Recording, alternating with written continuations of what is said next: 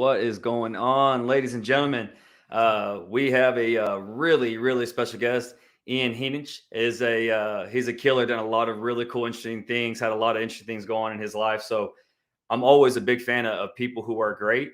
And another big part of just greatness is there's people who tend to. It's hard enough to be great once. It's really hard to find another way to be great. And something that's really interesting about some of the stuff that Ian's done is that he's managed to find success in a lot of different ways, and that stuff's special. So it's hard enough to do amazing things one time. It's basically impossible to do them more than once, and that's one of the things that really kind of shines me with Ian. So I'm gonna bring him up, man. Let this guy talk for himself too. Let's get him added.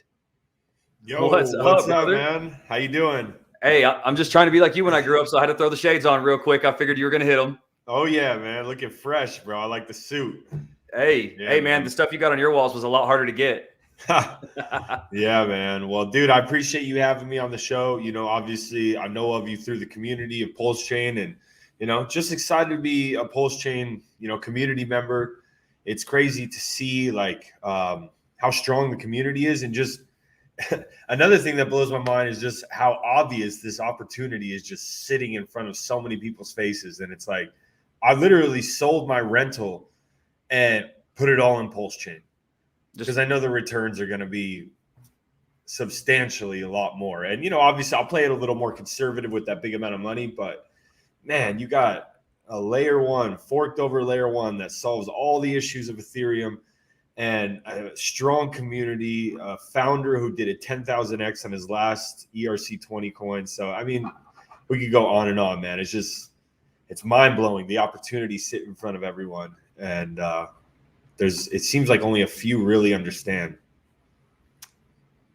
Yeah, I mean, some of that stuff is it gets lost in the noise. It's hard to separate signal from noise. With crypto and so much stuff going on, we see all these kind of the cross currents, you'd say. Something else I think is interesting enough. Not enough people use the tech. So sometimes when they just hear, "Hey, this thing's great, this thing's great, this thing's great," if you don't use the stuff, sometimes it's hard to be able to tell, right?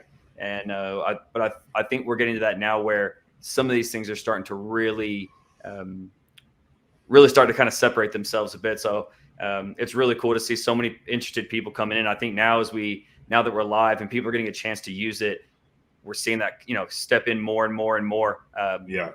People from outside the community that do recognize it, right? Mm-hmm.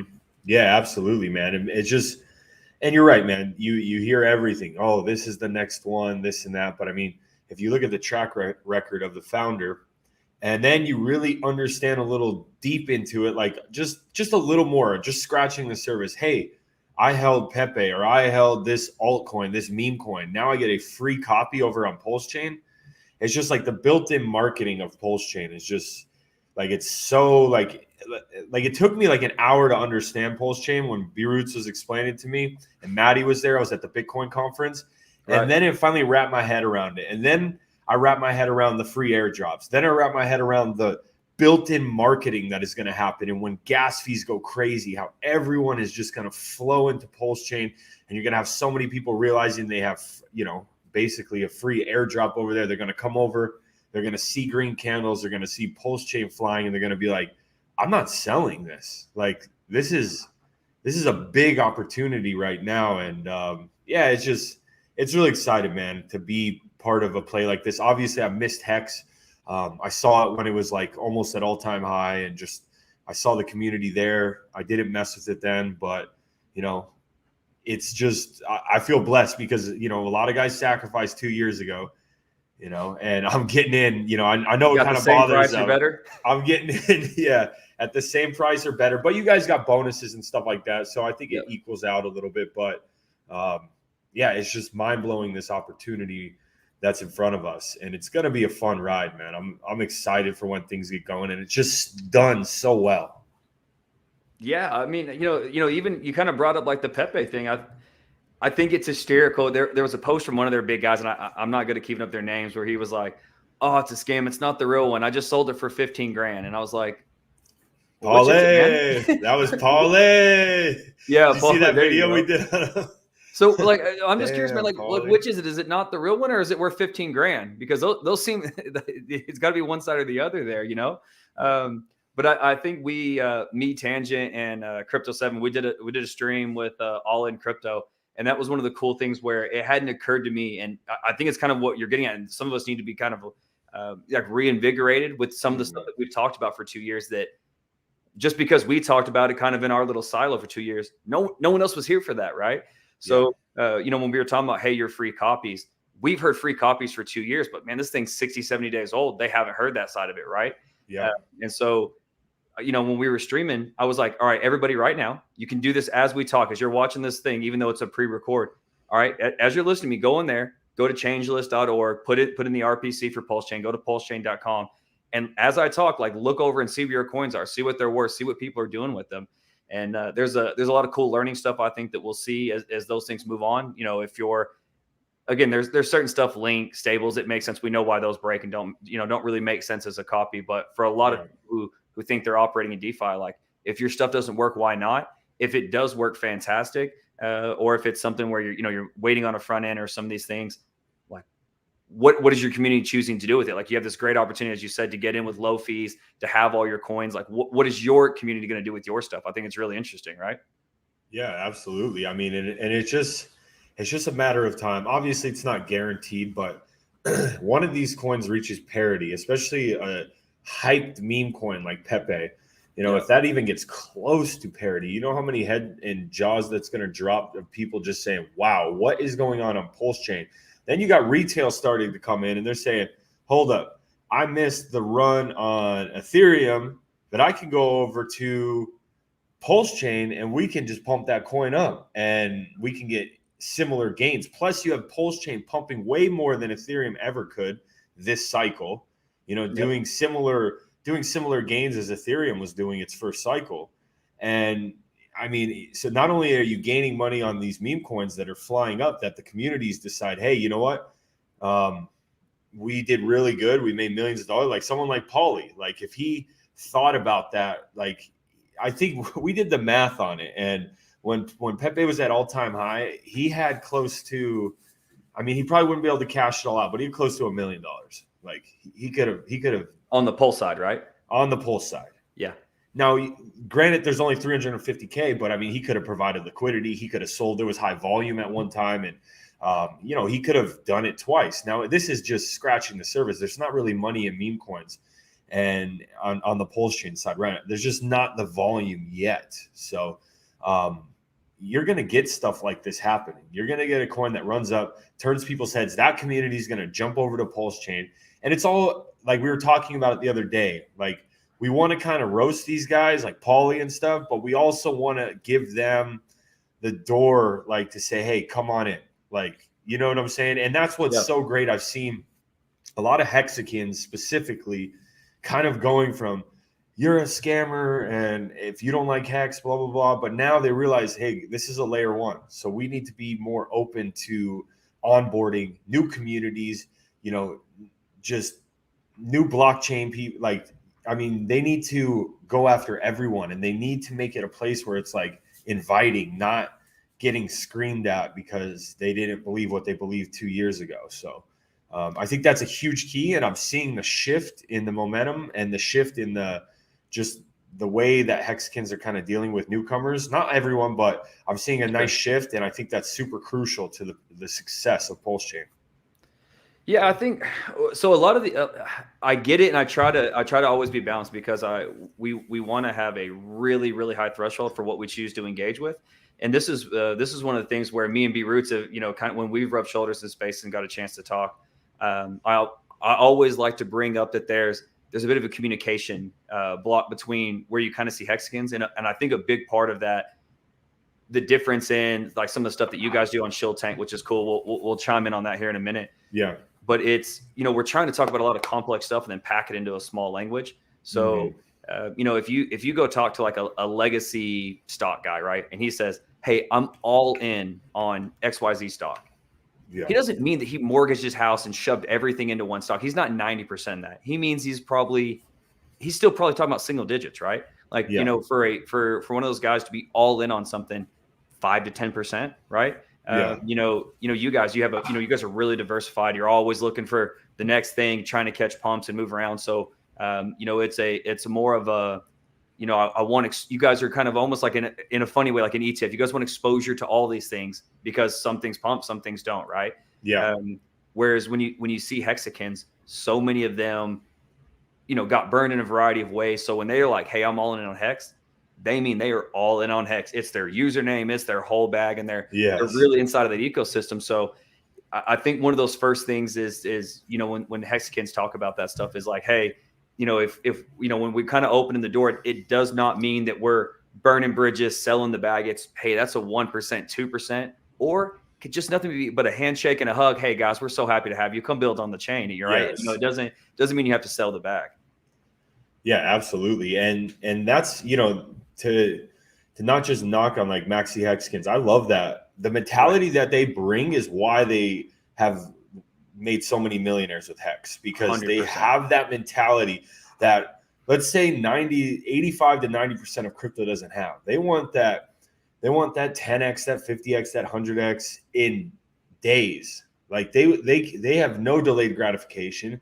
They want to get rich overnight. A lot of people are sold on that dream, and that doesn't make coins have longevity. That doesn't make coins make life-changing gains for multiple people. Maybe you'll get the top few people, probably the insiders most of the time, that will make that kind of money. They'll cash out, dump on everyone's head, and they're gone. Now you have the hexagon mentality and Richard Hart preaching delayed gratification, hold, stake it. Now, I don't believe in staking them for like 15 years, but I think you could do like a ladder method where you could stake for 1 year, 3 year, 5 years, 10 years, and then have a bag even for 15 years. And I think you're going to be very successful with not only that strategy, but with that mindset of going into crypto. And that's why it was such a no-brainer for me just watching Richard Hart, what he did with Hex, and everyone. And we were on our stream yesterday. We were doing a live stream, and people came on. We were talking about PulseChain and said, Richard Hart failed. PulseChain was a failure. And I was like, I'm so happy I'm buying this dip right now, because that is like screaming bottom signal. Like that is just like, that is like so bullish to buy that. Like, and he's shaking out the people. He's shaking out the non-believers. He wants people that are going to hold the floor.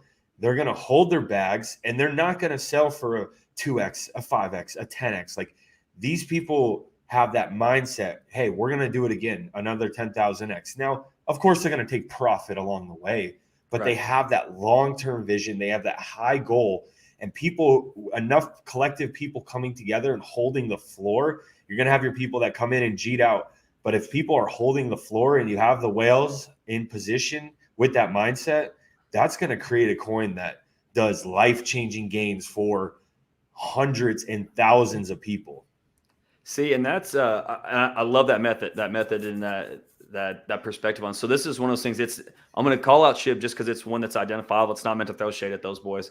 Yeah. But when you look at the chart for SHIB, you brought up like so many of these things where that insider makes a ton. Yes. And sometimes when we look at the chart, we don't really realize how much pain's in that chart, right? When you just see a blow off top. Yeah. But when you look at something like what's being built here with Hexes, one of my favorite things, and again, it's one of those you kind of have to be in the weeds with the ecosystem to know. But if you look at the actual low, the low that happened before the PulseChain launch, yeah, the person who made the low, so I'm talking about like literally that wick, yeah, that guy was up a ton. Like, I think when we did the math with yield and everything, like 70, 80x, like up a mint. And it's because of this concept of delaying gratification, of the yield payout, what the staking's meant to do. So again, it's not that it's perfect, right? Like, there's always pros and cons. Of course, there's people that have wrecked themselves. That's the nature of the game, right? Yep. But when you just kind of look at the totality, the people who sold the top. Woohoo, pop champagne. But when you actually look at the wick, that wick down there, that was also kind of showing some of that magic of what you're getting at about holding, because his cost basis was years old at that point, because he'd accrued yield. He literally made the bottom and still made out like a bandit. And so when you look at the bottom of that chart, you can see Hex doing what it's supposed to do, and you can see other people getting in a ridiculous entry, right? So that went down to, if I'm loose on the map, but I'm pretty sure it went below 2 cents at that point. And so that gave people who are looking at, either stacking up for the copy, gave them a beautiful entry. I think we went up to around 7, 8, 9 cents. So like, people had X's from that lull, just from that, like that low to the local high, to give them an opportunity if they wanted to try to, kind of trade some gains, take some money back to the table, whatever they were looking at doing. So that chart reflects like a much healthier place than just, a big giant spike. And I think it's reflected a lot in the community. So I'm glad that as someone who wasn't here for some of those early growing pains, that's what drew you in, and that's kind of what's reflective for you. So it's cool to hear. Yeah, and that's a great point too. Like even the guy who sold at the absolute low still made probably life-changing gains for him. Obviously, everyone's situation is different, but he made really good gains. If you look at like the SHIB chart, you have people who bought in, sold, and people who bought the top and got wrecked. And it probably, and I want to double check this, because I think just knowing what meme coins do and knowing, like, looking at the chart, I'm sure it's cycled in so many different people. You only have a few people like B Roots, and he didn't hold all the way to the top, but he made life-changing gains. And other people, you hear those few stories of people making millions and millions of dollars, but most of those people sold early. Most of those people bought tops, sold bottoms, and it was just a new cycle of people, new hype phase. Boom, people got gains. But there's very few people that could actually buy in from the beginning, close to the beginning, and hold all the way through all the pain, because you're talking about crazy swings. I mean, like, in meme coin mentality is when Lambo, let's get rich overnight. Right. And they're going to, and you, unfortunately, I mean, you have people that will just jeet their whole bag. They don't even care about the chart. They don't care about the project. They don't care about the community. They just want in and out, give me my money, see you later. And that's what makes PulseChain so unique and beautiful, because you have this community that, like, some people look at Richard Hart like a little bit too high. I think he's a very smart, intelligent businessman, founder. His goal is to make people rich. Like, he loves the clout. So how can you hate a guy for that if he's making people rich? But they believe in the community. They love the founder, and they want the project to go up. I mean, they want to represent it. I need to get soon. I'm going to get a PulseChain up here. I'm going to wrap my new boat that I buy with my PulseChain gains in PulseChain. And I'll be happy to do that, and that's what Richard Hart wants, because he wants that kind of clout. And that's why you have this community that really wants to send this thing, that wants to hold, wants to take care of the chart, wants to build the community up, wants to grow the community. And when you have these type of ingredients, and then just not even talking about the tech, I mean, the tech on top of that, but the community is so strong, and their beliefs are so powerful in just being able to moon this. I guess that's the best way to say it. Yeah, so you'll probably like this analogy that I like to bring this up every once in a while when I look at, like, the Muay Thai fighters. Yeah. And so if you look at the fighters who are, like, from Thailand, versus kind of the rest of the world, if you take, like, the top 200 any given time, Thais are pretty overrepresented, right? There's a reason they're there. But there's, Swedish fighters. You'll see a ton of Americans. You'll see that big mix, right? Same with, like, kickboxing rankings. Yep. But if you take the top 10 of all time, it's all Thai, because there's only one way to get Boyka and Sen Chao and those guys. But those guys crush human beings to get that out of the process, right? So for every one of those elite guys, I mean, there's just a trail of bodies behind them to get that result. Now, again, it's the only way to get that, right? It's the only way to get your Elon. Like, it's the only way to get that true pinnacle move. Yes. But people don't see that curve behind it. And, like, again, how many broken fighters they're standing over to get to that point. Whereas if you look at other places in the world, you're going to get a lot better curve, right? You're going to get a lot less damage, a lot less carnage. It's still a rough game, don't get me wrong, but you don't get to beat Sen Chao that way, right? Like, there's only one way to be those guys. And so that, again, I think that's what we're getting to with some of this charting, is that there are certain games that are better off for the majority of players, and then there's some that are going to hyper select. And that's one of the issues with kind of the social media in the space is like you're getting at, is people will see that one or two unbelievably off the chart, make no sense gains, and then chase it when there's a lot of pain in that chart, versus, again, some of the things that not just that we built, but other places in crypto that are a better game that's going to work out much better for most participants. Oh yeah. Yeah. I mean, people only see the tip of the iceberg. They see the UFC champions, they see the best Muay Thai fighters, and they say, oh, I want that.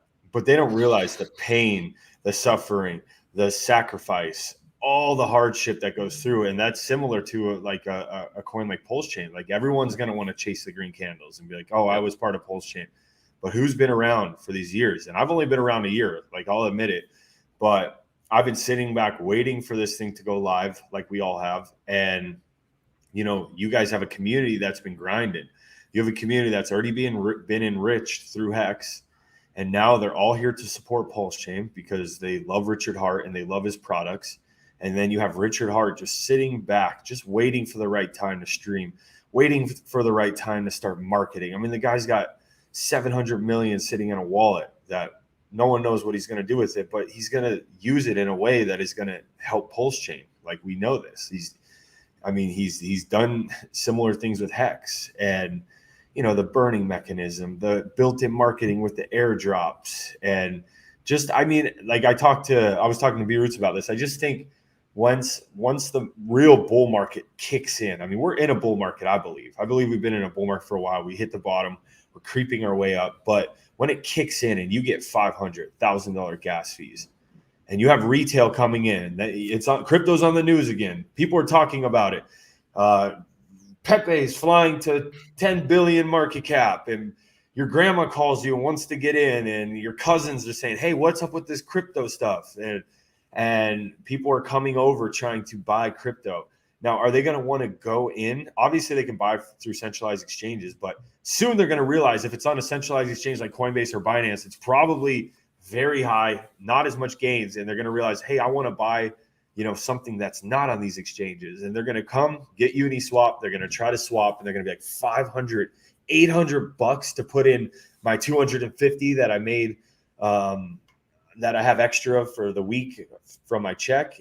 I'm not going to do that. But then they're going to find that they can do that with PulseChain for pennies on the dollar. And they're going to say, wow, why would, because people like retail, they'll come in with a couple $1,000, you know, but if you barely understand something and it's new to you, you're not going to sacrifice $800 to $1,000 just to play.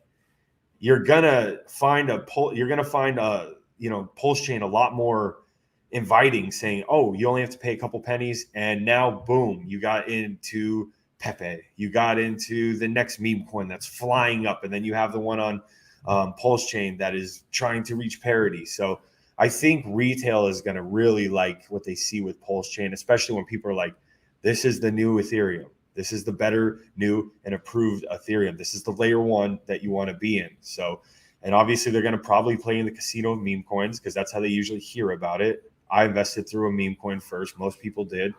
And I just think that PulseChain is just going to be the place where they'll want to come. The PulseX is so easy to use.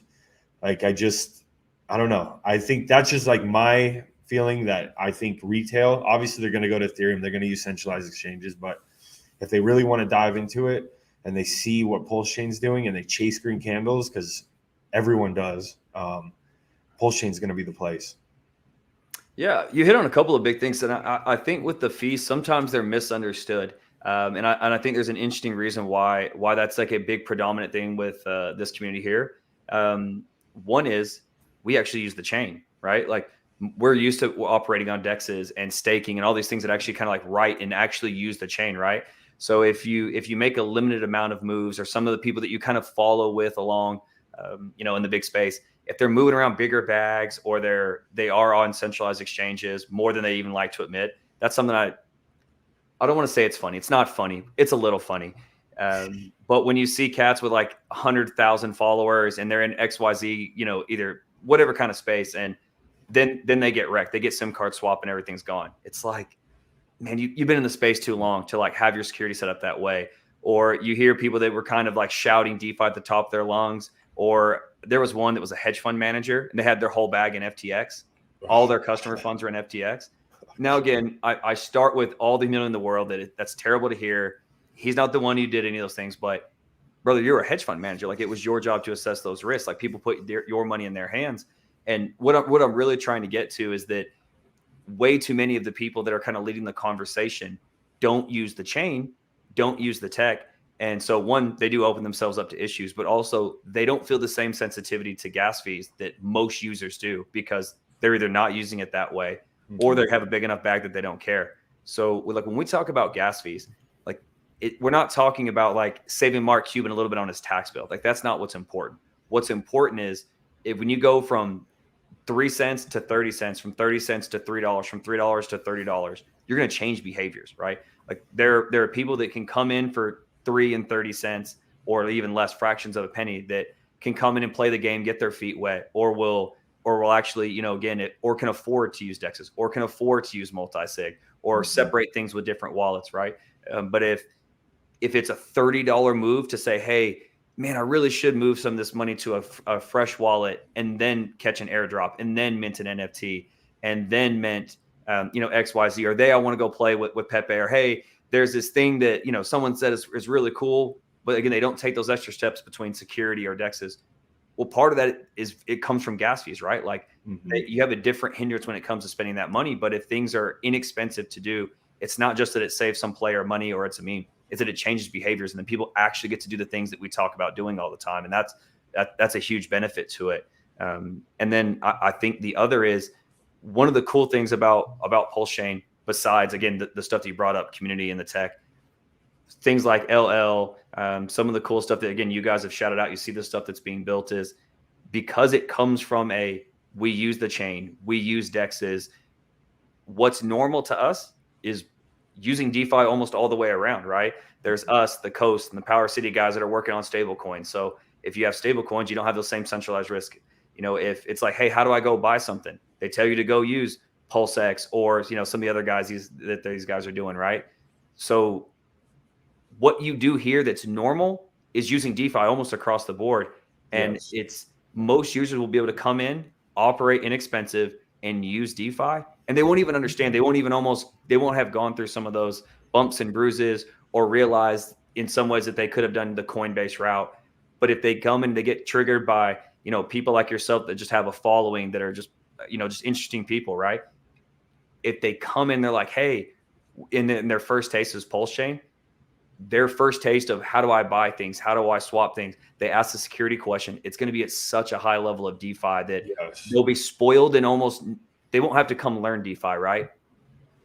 Yeah, they might actually not have to get wrecked to learn, I hope and I think that the whole FTX fiasco is going to put a stain on people's mind and hearts to say, hey, let's keep my money off centralized exchanges. I hope that retail understands that. Most people don't even understand. They're like, oh, well, crypto's not doing so good right now because that whole I'm like, they're like, did that affect you? And I'm like, no, nope, not even close. Like get your crypto off centralized exchanges. Get your crypto off your phone. Get a ledger, and and use this DeFi. And like you said, PulseChain is DeFi. Like everything about it, PulseX, PulseChain, and I think the more people grasp that idea of, hey, it's my money's not in a bank, which people are already losing trust for banks.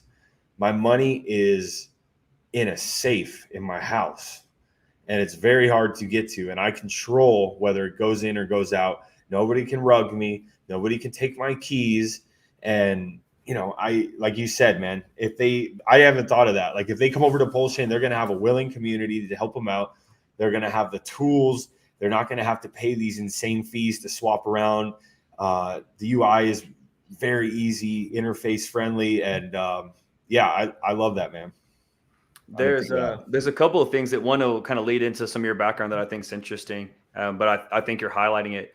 I made something the other day and I was actually being kind of flippant. And then I realized, man, like there's more to that. I should actually dig a little deeper. I made a comment. I think I tweeted it that I was, it doesn't bother people that don't understand crypto. It bothers them that when they get in crypto, they realize they don't understand any of this stuff. And that, at the time I was just basically kind of one of those, like kind of a tweet out of frustration.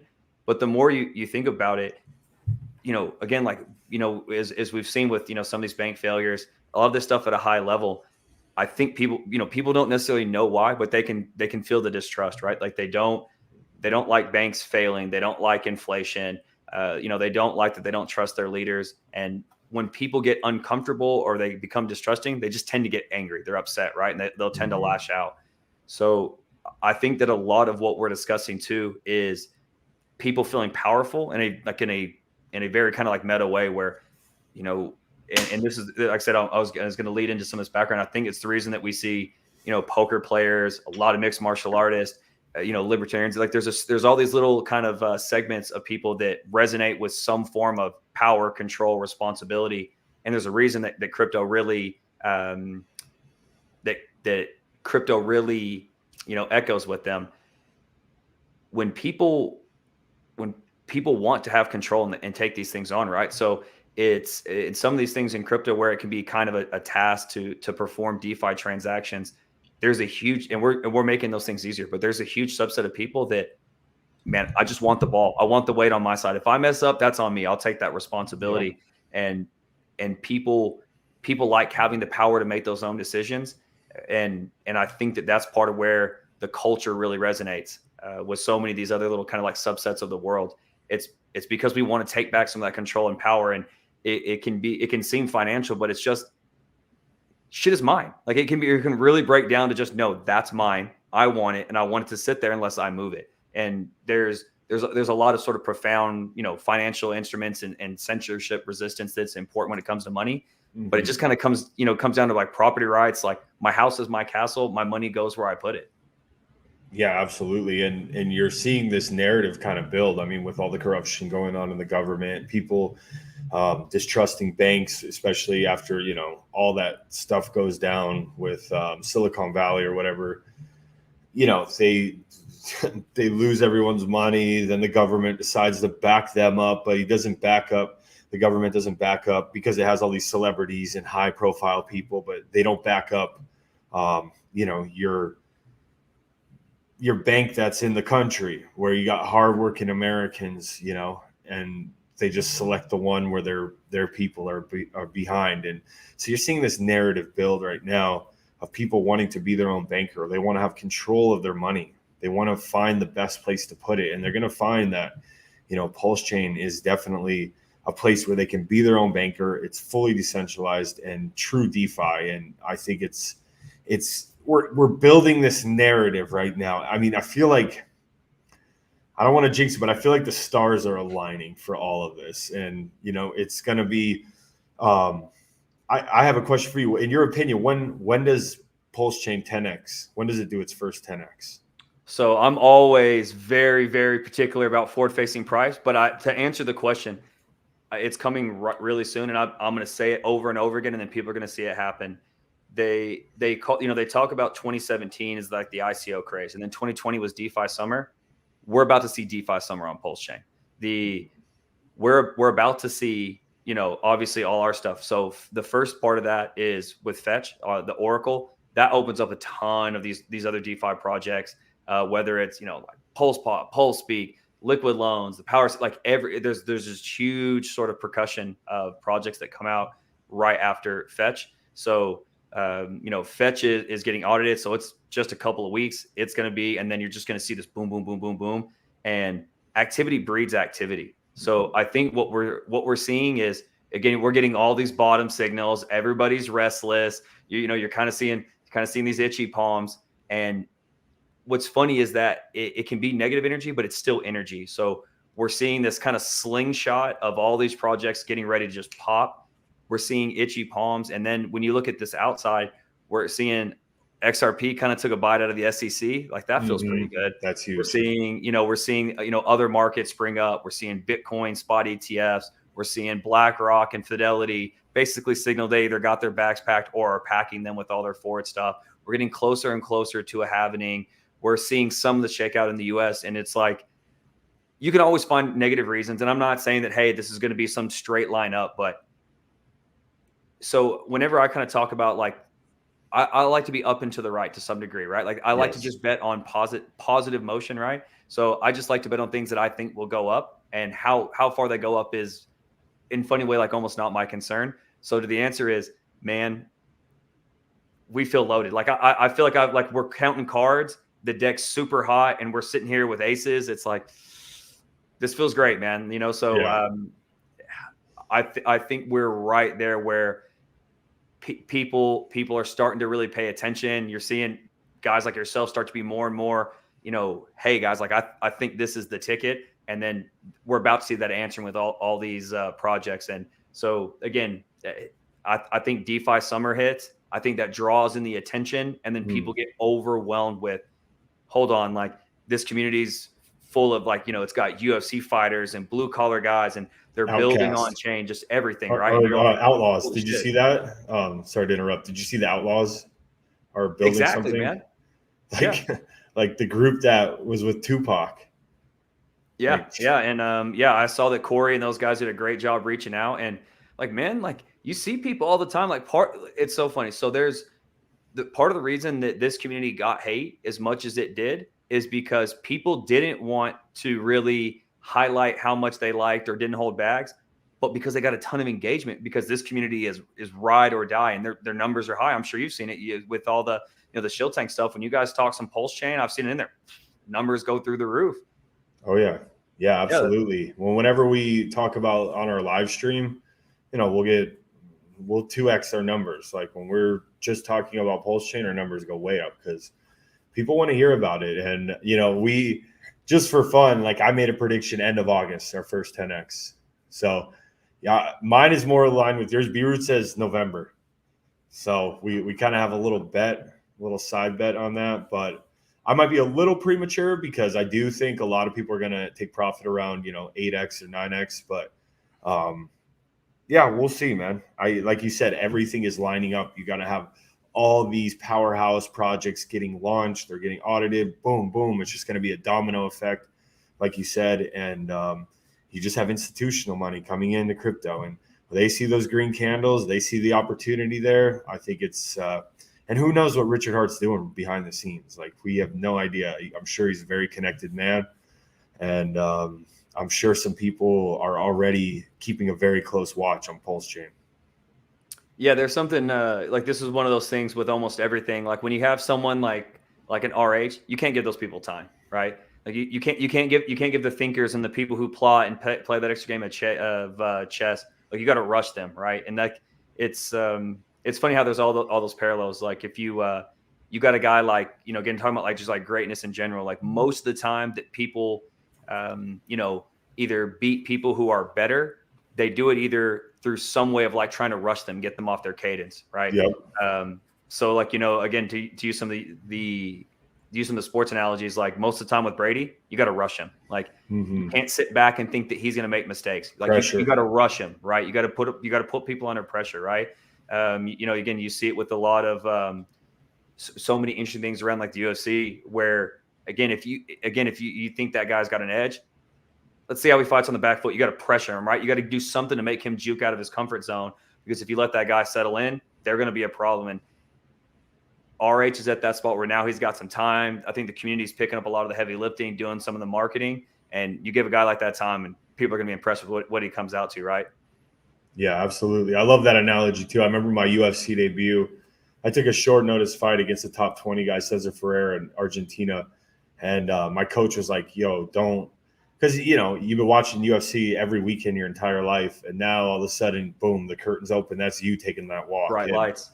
And right when that judge or right when the ref blew the whistle, I did no hand touch. I just got in his face and just started swinging on him, like boom, boom, boom. Zero respect. He was a vet. And I just saw the look on his face. He was like disgusted that I was just like, just like, how could this newcomer just come at me like this?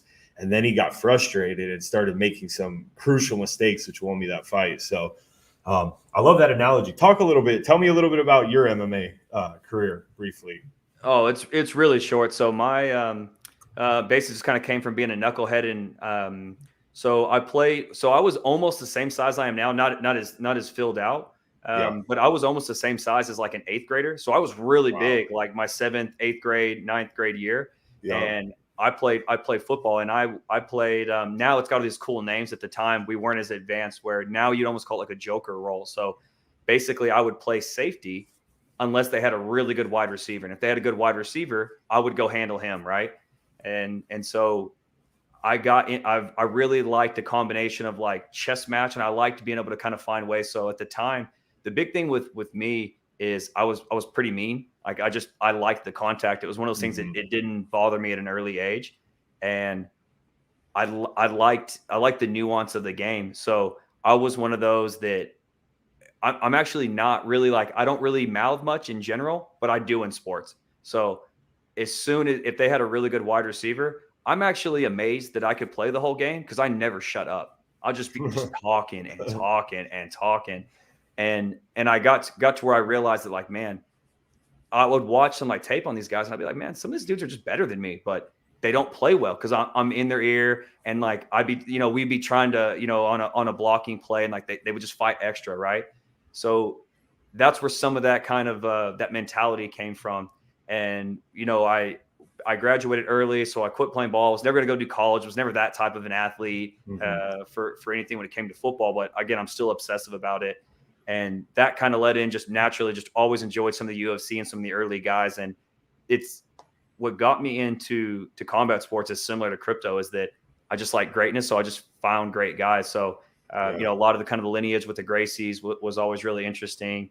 There's a lot of those early fighters. So I like seeing those big, like, stylistic debates. Now there's such a blending, and there's just such a high fight IQ that everyone's good at basically everything, right? Everything, when you're talking about a weakness, we mean that he's just really effing good at it, right? Like that's a weakness now in the way he's not an expert. He's just really good. Yeah, he's just really good. That's the weak side, right? Yeah. Whereas you saw a lot more like asymmetricalness to that 2000s, like mid 2010s, where you could still see very, very heavy one side or the other, right? And then some of those guys evolved, but like John Lynch, one of those like, hey, I'm going to put them on their back and just grind slow. A lot of that predominant like wrestlers would come up, and so it was like just kind of seeing this, like, man, there's a lot of ways to solve this unique puzzle, and like there's like elite thinkers, these guys that are really, really interesting, and that was what got me into crypto later on. So I basically just, it was one of those things. I just enjoyed training. I had a couple of people around that fought in the show. And my brother, he was really big in grappling. So he's my younger brother. He's still a black belt. He trains and teaches at a gym now full time. That's what he does. We're actually going to be probably opening one up overseas. So I'll shoot you some of that information when we get offline. Cool. But it was just that combination of like competitiveness but there's such an art to it. So a lot of the people that I like, although I don't really like him, he's kind of a prick, but Dominic Cruz. I love the high level footwork. Yes. Watching switches and darts and what looks to be out of control when you see him like just swing his head offline and then bring that momentum back. Like Vasily Lomachenko's, Guillermo Rigondeaux's. Like I like those high IQ fighters. Yeah. Like that footwork. Yeah. So I did a couple like tough mans, where they're like the just kind of chain boxing, stuff like that. Yeah. That was all the stuff I did, some grappling tournaments. It was the competition stuff was never really what interested me. I did it just enough because I was like, man, like you can't say you're about it and not go in there and get punched in the face a little bit. So it was nothing I was ever going to do at a high level. I'm not that type of athlete, but I just love doing it so much. So I was able to get in just enough to say I competed a touch. That's awesome, man. Yeah, I mean, I feel like everyone should train it at least once, or, I mean, on a regular, at least find one like discipline, whether it's jiu-jitsu, kickboxing, like it's good to just have those skills, build that confidence, and just learn a little bit more about yourself. And like, it's humbling too. So it's one of that moment we talked about it in crypto, where there's usually some of those pictures where you see like somebody like mining for gold and they stop when they're this close. One of those like really good moments that I got from one of the tough mans is me and this dude. We were really friendly that first round. We definitely were well acquainted. We throw him pretty heavy, and I wasn't really used to that speed. So I'm right-handed, but I like to fight left-handed. And again, I'm one of those that I like to kind of control the timing and tempo. That was why I like that left-handed, fighting southpaw instead. I like the timing power rather than just combination flurry. So I don't really like getting pressured, right? I like to kind of like slow everybody down, get them to move at my cadence. And he wasn't having that. Especially you see that more in the tough man. It's like it's a sprint, right? And that's not my game. So we're getting roughed up, and we both clocked each other pretty hard a couple times. And as I walked back, and I was like, man, this boy here is a handful. And I was like, man, I'm not sure that I really want to like keep doing this. You know, you get those doubt moment. And I turned around and I saw on his face, he wanted to be there less than me. And I have never had more testosterone in my life. That spike of And adrenaline. when I looked over and was like, oh, he doesn't want it, and just brought it Yeah, up. And I got this. oh, I'll never forget it. Just Breaking an absolute, someone just straight to every endorphin circuit I had just hit. And you know, at the time, obviously, it's a very fun thing to win a competition like that. I ended up losing that one in the finals. It was kind of a cool one to meet another Texas fighter. We're in Oklahoma. And it was kind of cool that we were a little chippy ahead of time because they were going to put us on the same side of the bracket. And we're like, hey, we're hometown guys, like, swap us over. And we basically were like, oh, we're going to crush everybody. You might as well swap. We're just mouthing. We just didn't want to have to fight each other early. We ended up actually clearing out the brackets and then getting into it. So he took that one out. So we were still pretty excited. But what you kind of get to is, again, I think where we see all those similarities where like stuff's just going to be hard, right? I think that you see that where there's just that kind of resiliency to stress, right? And I think that's why you're starting to see so many of these high-end celebrities. Like we're seeing, Russell Brand, Mark Zuckerberg, like all these guys train now, right? Like it's Idris Elba. Oh my God. I saw that like 45-year-old man hitting pads. I've never been so terrified in my life. You're starting to see it kind of brought up, and it. I think you can attest as well. Like you'll see that most of the time you go to most of these gyms, most of those guys are a bunch of absolute killers who are a bunch of just absolute goofballs, man. Like I've heard those guys singing. I've seen people that I would just terrified when I hear a bell ring, but they're singing Taylor Swift, playing Magic the Gathering, just whatever it is they're into. You just see such a spectrum, man. Like they're nowhere near this group of pit bulls that you think when you go to any of these gyms. It's way different vibe. Absolutely, man.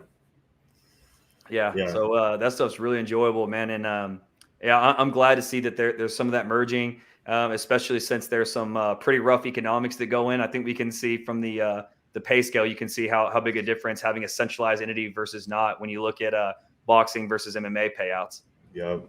Yeah, absolutely, man. I hope the UFC catches up on that. I don't want to badmouth them. They give me a lot of opportunities, but obviously no health insurance, no pay unless we fight. There's certain things that, would be nice. Some stipends and stuff like that. Some life insurance, maybe, Yeah. I think that that totality we'll see picked up. It's starting to get more and more in the mainstream, and that was one of those things like way back with like the Reebok deal. Kind of from an economics, I was like, man, I kind of think their stuff sucks, but I hope hopefully this is net positive. Like as it becomes more of a mainstream sport, it's going to lose some of that gritty allure that a lot of us enjoyed. But then you start to see that it was going to be much more beneficial for the fighters. So hopefully we'll start to see some of that trickle down economics and more of those things actually hit some of the fighters. Yeah, I mean, we kind of lost being able to get our own sponsors. That was a huge loss for us. Massive. Some guys are making six figures plus, and we're getting like a couple grand from Reebok. And that was before the pop. Like if you take they're making six figures, they'd be healthy seven figures now. Oh yeah. Yeah, but yeah, man, it's evolving, and just like crypto, man, it's evolving. It's so new, and it's really exploded on the scene. So there's going to be a lot of mistakes. There's going to be a lot of things that aren't fair. There's going to be a lot of changes. It's going to be constantly evolving. It's so many parallels to crypto and fighting. It's crazy. Like high risk, high reward. Like gives you that adrenaline. Like when your bag is like up 10x on the day or even a 3x on the day, you're just like, yeah, let's go, and you just see the hype coming, like the FOMO, like it's fun, man. Crypto has, help give me some of that. Since I've been injured for so long, it's kind of helped replace some of those endorphins that I love. And, that's what's fun about Shield Tank, man, because we find these coins and most of them are garbage, but we go through so many that we're trying to become black belts and finding bullish coins, and we're trying to make our listeners like black belts, because when retail comes and they're like, is this bullish or like, and like we're going through our systematic, and we're finding new things, and there's new scams, and there's and there's new things that are bullish, new things that are bearish, and we're constantly evolving. And I think it's just like you're gonna have a bunch of white belt retailers coming in, and you're gonna be able to find the gems a lot faster than them. And Yep. I mean, I've come now as I've grown more in crypto to kind of make it a smaller portfolio of just like the casino of throwing at meme coins. But it's still there. Sometimes I sit back. It's not good for your mental health to be constantly doing chicken charts and looking for new coins and trying to FOMO here. It's just like sometimes I got to step back. My bags are packed. I got my PulseChain bags. I got a few other, blue chat. Yes. And I'm just ready to pump those things. And you're going to see, man, like me and B-Roots, we're probably going to become more of like PulseChain maxis when this thing starts going. We still love ETH, and we're not really maximalist to anything. We're gains maximus, but the most gains are going to be coming from PulseChain, in my opinion, and that's where we're going to focus our attention. Absolutely, man.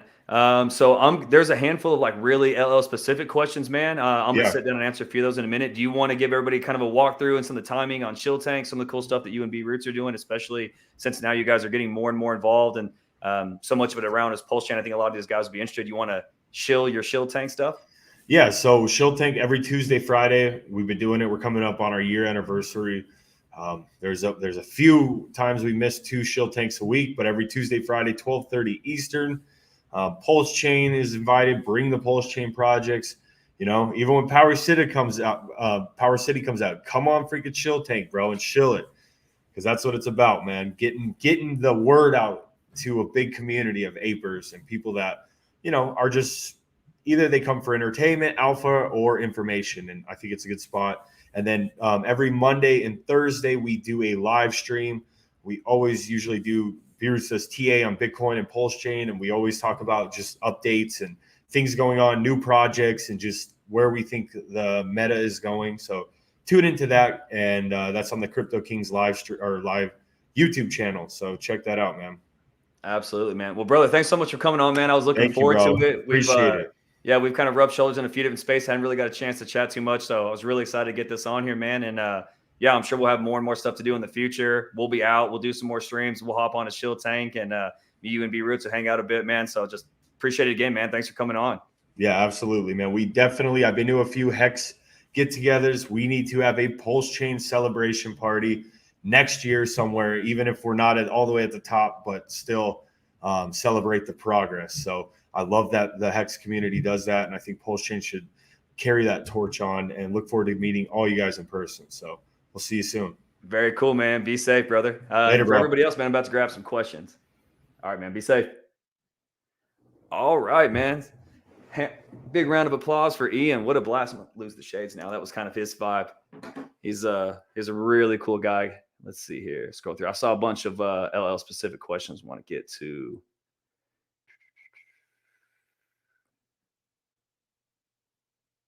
Let's see here. Why do I love liquid loans so much? Man, I think because it's what DeFi was supposed to be, right? Like sometimes we get into certain projects and it'd be so hard to explain what it is they do, why they're important.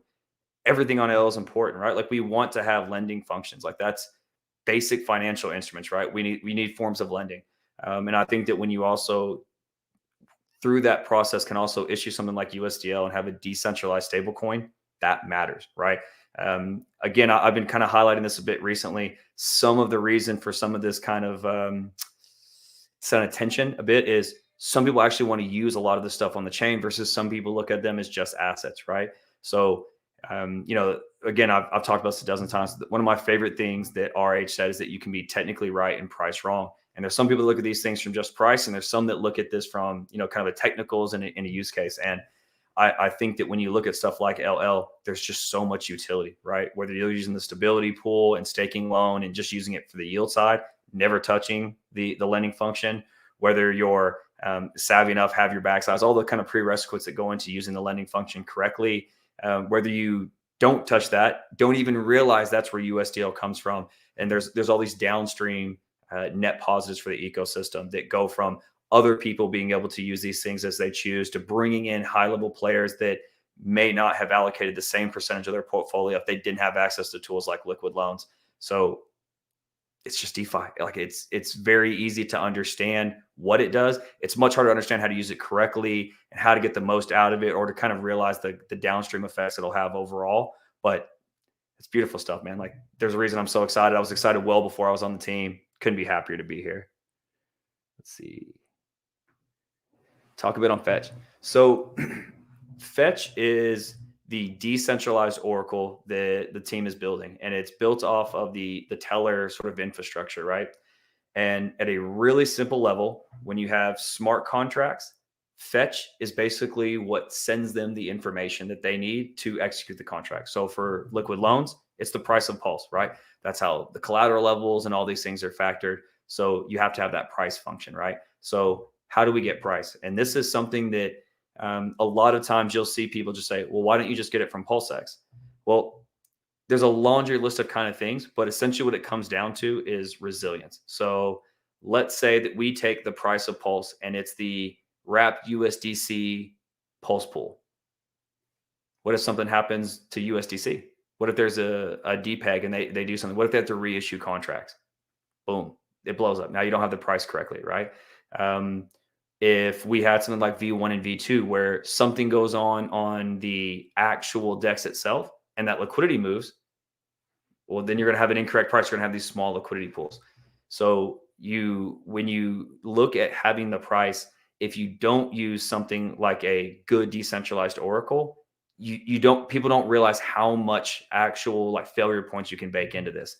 So if the bridge had a problem, that would wreck the price. If the individual stablecoin broke, that would wreck the price. If things move into other DEXs, or there's a version 3 of PulseX, or now there's even hooks and some interesting stuff that Hayden and those guys are working at Uniswap, where there's a version 4. If you have to reissue contracts and liquidity moves over, well, if it's immutable code, then you can't move with it, right? So using Fetch is what gives that flexibility of pricing without having to have like a central price authority. That makes a big, big difference. So using something like Fetch is what gives liquid loans that flexibility and resilience and where that pricing comes from without having to have control on it.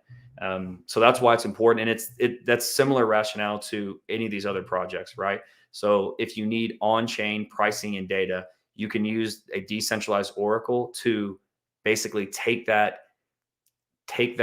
control element out of the hands of the protocol and make it real DeFi, but still bake in that resilience and sort of that stability that would have with some flexibility on where you're calling that information from. And then the other side is if it's something like PulsePot or any of this kind of cool stuff that where you're going to try to bring in off-chain information, a lot of times a decentralized oracle is a way to bring in off-chain data. So let's say that we, there's that famous like 50 cent bets, like $1 million on the coin flip of the Super Bowl. Well, if you wanted to do that on chain, how do you tell the contract that the coin flip turned up heads or tails? Well, you can let someone just tell the contract, but then that's very centralized in control. If you let it come through something like Fetch, then one, it comes from a decentralized, application, and people can dispute that and say, no, it wasn't tails, it was heads. This is correct. So that's where these things are really important from all these projects that are built on top. It's the ability to get either off-chain data or on-chain data in a decentralized and like secure way. Like that's the magic. And then for some of the things that we're doing, there'll be a really big improvement. So it's being audited right now. So by Halborn. So we're going to have a fully audited version of this, very secure. Again, I know everyone wants to know when. CC just did Crypto Crazy. Just did an update video kind of speaking on that process. We're going to release our report from Halborn. We go slow to go fast. We were always we said, that kind of 60, 90 days window, we were always going to have a time frame where we wanted to make sure that everything was secure, right? And a lot of times, again, if you're just looking at a coin and you haven't worked through some of these things, you don't realize like how much actually goes on to making these things nice and function.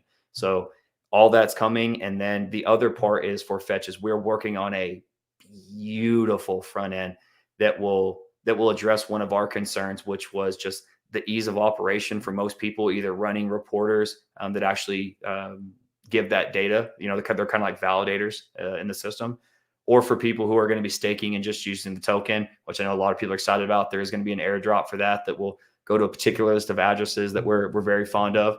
We'll be releasing more information on the token soon, but it's a lot of value. It's very important that this is kind of the standard on PulseChain, that we have a decentralized oracle that will put all this information out. So we're really, really excited that that infrastructure is here, that it's being audited, that we've done everything to make it as secure as possible, that it's going to, have some interesting tokenomics, and that we're going to be able to have a front end to really get people to be able to use this, especially since we have such a homegrown validator community. So we already have way more people that are, less than professionals, not using data centers, that are running hardware. This is another application for them to be able to participate in the chain. So you're going to have very average users who are able to validate, confirm transactions, like participate in consensus and run a reporter and participate in making sure that information is correct into all these smart contracts. So it's a different level of engagement for average users. There's going to be great tokenomics, and it's going to add a lot of resilience to these other projects. So extremely excited about Fetch. We don't always, talk about as much as we like, because we kind of that limited bandwidth, but we'll do more when we drop the audit report, and we have a really cool explainer video that's coming. We're going to really dig into it. So when the tokenomics come out, that'll all be in the next, say, 2 weeks or so. Fetch will be a bigger topic. So I'm glad you asked. Let's see. This is a tricky one here. So the best way to use LL. So there's a lot of ways that you can use it. As far as most people are almost always asking about the lending function on it, I would like to just kind of always push to people to, hey, you can just use the stability pool and loan token, and to take your time with understanding the lending side. So a couple of big things right off the top. One is that fear of liquidations. So liquidations are really different in the LL system than when we kind of talk about like traditional, say, like margin trading, things like that, where we see liquidations. So if you are margin trading, or again, putting up collateral, and again, depending on the actual, instrument you're using, when you get liquidated, like, you're done, you're at zero, right? Where with LL, if you get liquidated, the pulse that's in the vault does get liquidated, but you still have whatever you pulled out, right? So it's not like a long or a short where until you close that position, you're open, right? So if you put in $5,000 and you leverage long on Bitcoin and you get wicked down and it gets liquidated, you're at zero. If you put up 20K worth of pulse and pulled out 10K worth of USDL, so I have 10K worth of stable in my hand, and then you get wicked down and it goes down to where there's that collateral at that 110%. Okay, so you do lose that cushion, that 10% there, and that pulse gets liquidated, absorbed by the stability pool, and that's where the yields for the stability pool comes. But you still have 10K in your hand, right? So it will take some time. We're going to work through it. I'm always particular about education versus coaching, but I'm going to do a little more that airs more on that, like, hey, let's really explain this in depth so people get a good use for the tool. So the first part is on liquidations. Is it doesn't mean to not be cautious or be reckless, but you're not going to get liquidated and be sitting there with zero in your hand. Like, that's not how liquidations in the system work. So there's a few different ways. One is you can just use it to extract value, right? So if you want to be able to take some profit to do a variety of different things, you can, and still maintain that price exposure, right? So if you have 100K, right, and you still think we're going to get another 10X, 100X, whatever the big number is, similar to like real estate, we see this with other assets. You just basically have a bunch of dormant capital. You have this big bundle of money that you're just sitting and waiting on. And again, people can get itchy to sell. They can not take profits. There's a variety of things that people do where they're just leaving capital around too dormant. And this is a way to basically scrape some yield off. The other way, and this is what really intrigues me, is that you can use it as a way to kind of get access to that value to generate yield in other places. So very loose example of this is you can take a more aggressive approach as far as that collateral ratio. So a lot of times you'll hear different people say, oh, I want to be at 1,000 or 800 or 900. There's reasons to utilize it that way. Another approach is to be, say, around like 200 or 300. And the reason to do that is because you're going to get access to more of the value. Okay. So now the reason that you can do that safely is depending on how liquid you keep the USDL. So round numbers, it's 100K. I take out 50K. All right. So if I take that and put some of it in the stability pool, say I put 20K there, now I've still got 30K. This is something that you could, say, use for Hex and have a rolling monthly Hex that can be scraping the yields off that. yield farming. There's all these different yield places to find yield on the chain, right? So we're in this world, right? We've got 30K doing some yield activity. Take your choice. We got 20K in the stability pool, and you're sitting here with your position. So if the pulse price starts to move down, you have that USDL that's readily available to add back. So we're able to get access to more of that capital in a safe way because it's very liquid. I can just add back to that position. So if you're a TA guy or you just see price moving down, you can just add back and you can move that position back up. And so that's kind of those two things. So the first two that I would recommend are, one, just kind of what are you doing with it? And then, how you look at ratio should also be affected by how liquid whatever you're using it for. So if you're keeping it all in stable coins and doing very liquid yield generation, then you can be more aggressive on ratio and do that in a safe way. But if you are, hey, you're going to go buy the Lambo, okay, well, to do that, then you're going to want to be on a different ratio because you're not going to have access to that same funds. So you can use it as a way to like buy dips. So let's say you have kind of a big DCA schedule where you're bringing in $500 a week or something, right? Well, let's say you get, some huge week. There's some kind of event where you're like, hey, I really want to take advantage of this dip here. Okay, well, that's something where you could say, open up a vault, grab out the cash, take advantage of the dip, and basically take your DCA and use that back toward basically paying back toward the vault where you still got to kind of snag that low. So there's a variety of ways to use this to take advantage of a dip, to generate yield, to lock up pulse, to add liquidity. There's kind of a big spectrum here, right? So the first part is like, what are we really trying to achieve? And even when it comes to taking profits for what, right? So taking profits can mean, hey, I made 100x in Hex, I made 100x in Pulse, whatever the tool is, right? Are we taking profits and saying, hey, I want to put this in other assets and not be so not so concentrated in one asset? Or it can mean you want cash, right? So if you're using this profit taking idea is like, hey, I've got a lot of value here, I want to try to take advantage of other opportunities. That's something that LL works well. But again, you kind of have some different ratios and figures you'd want to work with than if you were just saying, hey, I'm taking profit. Like it's time to go buy the old lady a diamond ring. I want to go buy XYZ. I want to pay off the mortgage, all these types of things. Like those are different ratios. So we can start to work through those a little more tandem. I'm going to work with some of the guys here on our team at LL to help me with some of the visual stuff so that we can like work through some of these examples. And this is also why the testnet is such a big deal. Like play with it on the testnet, like actually go in there and almost try to on purpose get liquidated just so you can see, okay, it got liquidated. Here's this. I've got X amount of stable now. Like, do I understand it?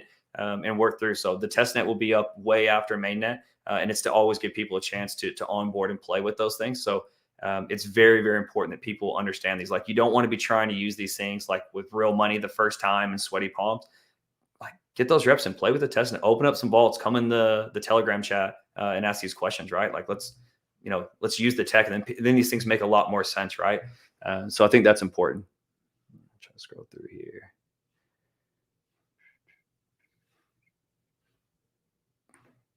Yeah, Jeff. So absolutely there is liquid loans, right?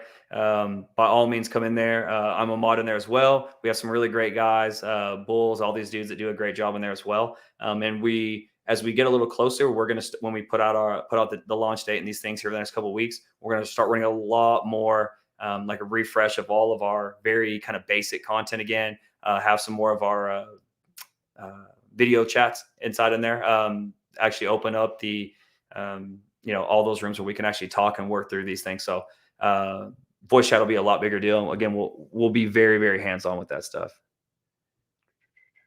Let's see. Yep. Tips and tricks. We kind of work through a lot of that there.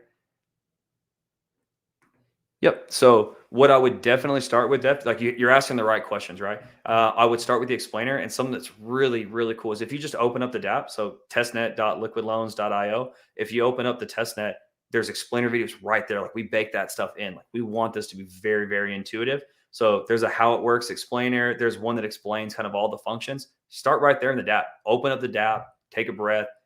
Like you have the tool in front of you, and now you can go through and work through some of those videos and get these really nice, clear explanations. So that stuff will really help smooth that out. And then you'll have more context for some of these questions. But again, we're happy to answer all of them, brother. Yeah, and the team here did a great job of saying that. Yeah, go through all the explainers. It's big help. Gives you a lot of context. Greenhorn, good to see you. Good to see you. Jay Pond, good to see you. I appreciate that. I'm a little extra. It was one of those things where I try to kind of like fit where the community tends to need me. So one, I do like the Blazers. I was talking with Gene Hoffman, and he used the term cyberpunks and sport coats. And I will not claim to be one of those because that guy was way too OG for me to stand next to him like that. But I do like that sentiment. So one of those things where we have some really, really great voice in the community. But I thought again, this is just where I kind of feel like my voice is naturally best and where I thought the community needed. So I tend to be a little more composed, a little more even keeled. I like to dress up. It helps to hit some of those different segments, right? So, if you have some more professional friends, they're just not going to respond well with some of like the avatar NFT kind of drip kind of culture that we have a lot in crypto. So we have people that do that really, really well, and I resonate with that stuff. Again, I've got some cool stuff from Brian. I've got all my PulseChain gear and all that kind of good stuff. But we want to have different voices, right? So this is what I tend to do well, and it's where I thought I fit well in the community. So I tend to add a little extra drip, and it's kind of my vibe. So I appreciate that. Is there a limit to how much you can borrow? So I'm assuming that you mean borrow, and you're not a Joe Burrow fan, although Joe Burrow's pretty cool too. There's a limit in that you have 110% collateral ratio minimum, but no minimum sort of in the system. So it's only limited by how much pulse you have. So you can limit as much as you want. There's a minimum of 2,000. There's reasons for that, both kind of security on users. It can also kind of cause some issues about like throughput, which we don't really have that concern with now on Pulse, but these things are immutable. So we're very much into future proofing, and the team is always gonna be a little over conservative. So there is still that minimum, but there's no maximum. It's only limited by how much Pulse you have.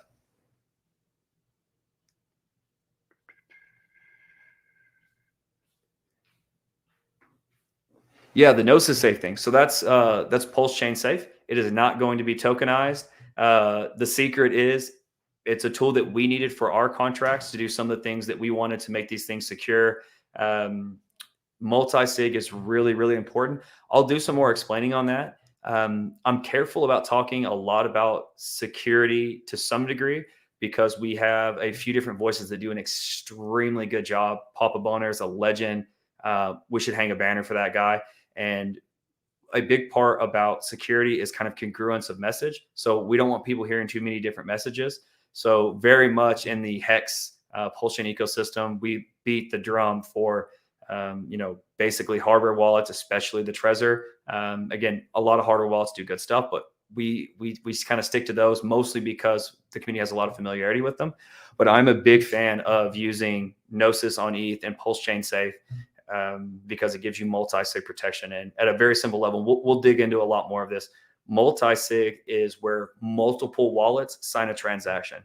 So you can do this. So I have some multi-sigs that I use with other people where we're doing group things where it almost works like a board of directors. Hey, me, you, and XYZ, there's three of us, at least two of us need to vote on this, right?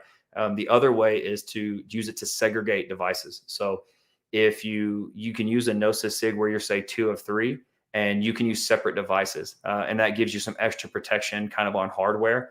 And so there's a lot of kind of advantages that go into multi-sig. But PulseChain Safe will not be tokenized. It's a very simple version that we're releasing. It's basically what we needed to launch the contracts the way we wanted. But since it was there and we built it, we wanted to give it to the community. So we're kind of calling it a dev tool because we're not going to do the same level of like beautification to it that we are with the front end for liquid loans and for Teller. We beautified that, and now that's Fetch. We're going to have this big front end. So we've been kind of calling it a dev tool, but it'll work great for individual users, and we can talk more on that as we go. But no token. It's just a good tool and good security and a good practice, and everyone's more than welcome to use it.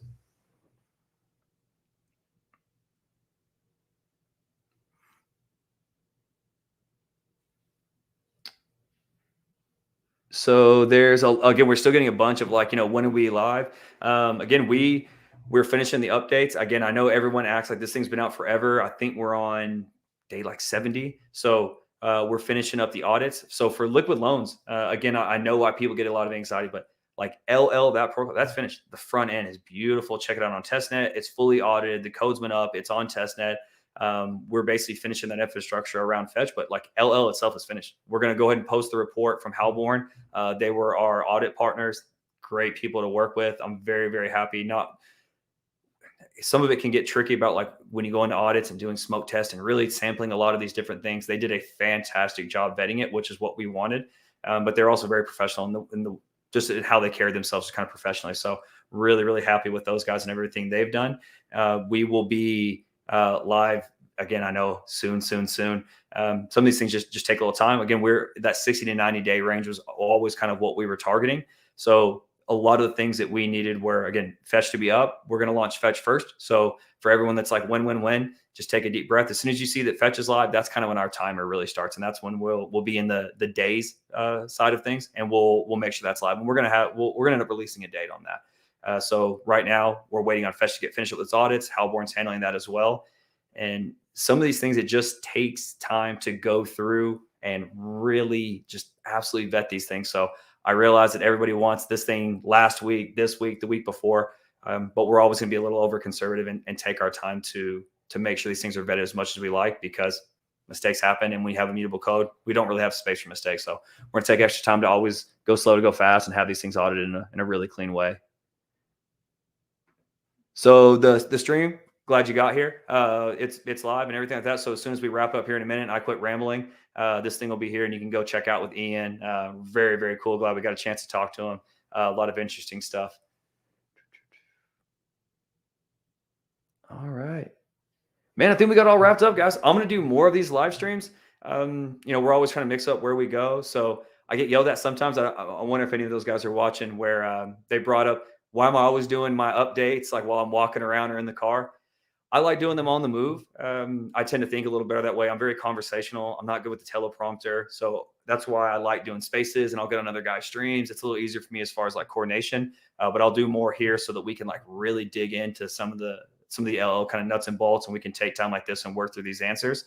So I'll start doing more here, but again, I'll probably do some of the live streams here in the studio with the sharp microphone, all that kind of good stuff. So I am a professional. I don't live in my car.